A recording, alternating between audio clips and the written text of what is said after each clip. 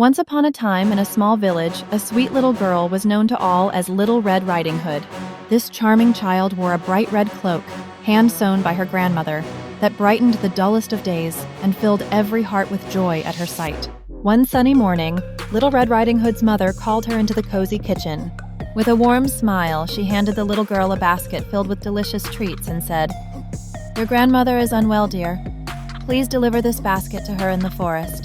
But remember, don't talk to strangers on your way." The promise was made with a nod, and the girl set off to brighten her grandmother's day. As she walked along the forest path, the trees around her danced with the whispering winds. Birds flitted from branch to branch, singing sweet melodies. Suddenly, a big, sly wolf emerged from behind a bush, his eyes glimmering with mischief. He greeted her with a sickly, sweet voice. "Hello, little girl. Where are you off to?" Not recognizing the danger, Little Red Riding Hood innocently replied, "I'm visiting my grandmother who lives in the small house under the big trees."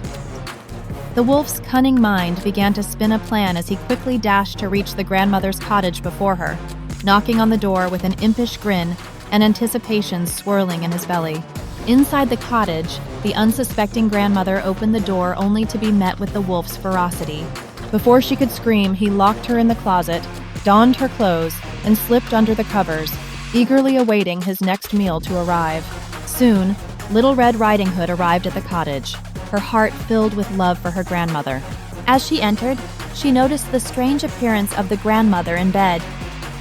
"Grandmother, what big eyes you have!" she exclaimed in surprise.